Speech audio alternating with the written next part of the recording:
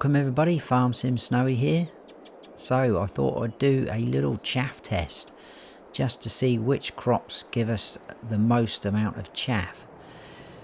I've got a few things set up which obviously I'll talk you through as we go. I've got some forage harvesters all set up. So let's just take a look at the map. I'm on Elm Creek down here at field 54. Chose this because it's a nice rectangular field and it didn't need any sort of major work doing to it to set it up. We've got a vast array of colours going on there. So as you can see from left to right, we've got some strips there. That is wheat, barley, oat, canola, soybeans, sorghum, corn and sunflowers. So I used a 3-metre seeder and I had to use a 3-metre planter for the corn and sunflowers. So they are all in 3-metre strips. If we come up here, as you can see, this field is fully fertilised. And if I walk up to the crops, you've got wheat there, barley, oats, so on and so forth, right the way down to sunflowers. Now I've got this set up. So if you're not aware, you need a forage harvester and one of these headers to make chaff from your crops, which then you can tip into a bunker silo and turn it into silage if you wish to. I'll show you those. So in vehicles, along to forage harvesters, at the minute we've only got these guys because it's just sort of come out the game. There's not many mods out at the minute. So I went for the Fendt Katana 650 because it's one of the new vehicles, just because I wanted to see what it looked like. As you can see at the very bottom there, we've got a few symbols. We've got the grass symbol, wood chips, chaff, which is what we're interested in, and the little bottle there is the bond silage additive. Now again, this could be somewhere where you might pick holes in it because I haven't used the bond silage additive, because I'm not sure whether it actually does anything, whether it makes a difference. I've not tested it. But if you don't know what I'm talking about, if we come along to objects and go into pallets all the way to the end, we've got this bond silage additive. So it says with silage additives you can increase your yield. So these can be added to a forage harvester, and again, I don't know the ins and outs of it, but I didn't add it, so I don't even know whether it would make a difference on chaff or it's meant for something else. So I'm just putting that out there. Right, in terms of setup, everything is exactly the same. I've got 8 harvesters, all with the same headers on. I'll show you them, all with the same trailers. Just went for this class one, again because it was one of the early ones.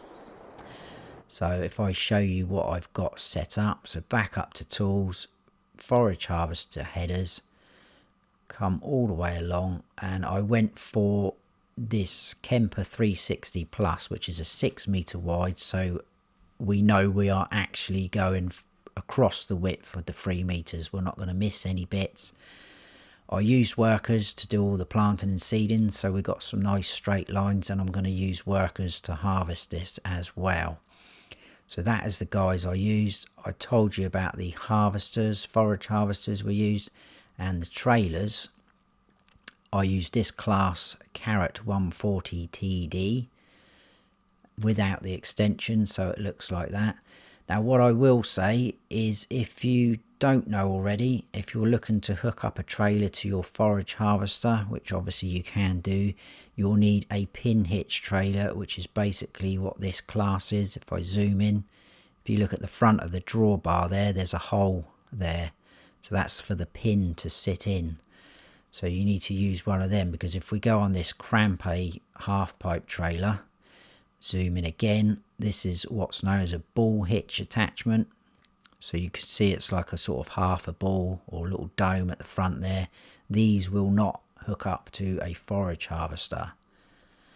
So just putting that out there.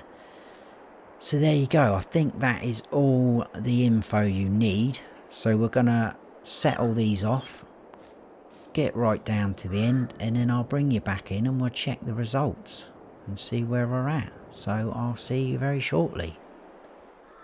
Right, so the results are in. Oh, there's a train coming. Let's check out. We'll jump in and we'll go along the line. So first of all was the wheat. There is 5,200 litres exactly in here. Barley next, 5,609 litres. Oats, 3,314 litres. Canola, 3,375 litres. Soybeans, only 2,629 litres. Sorghum, 4,776 litres.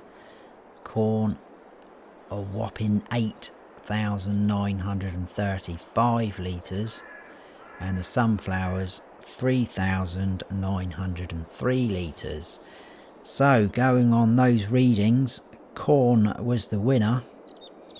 Then in second place was barley, third place was wheat, fourth place sorghum, fifth place sunflowers, sixth place canola, seventh place oats, and then in last place soybeans.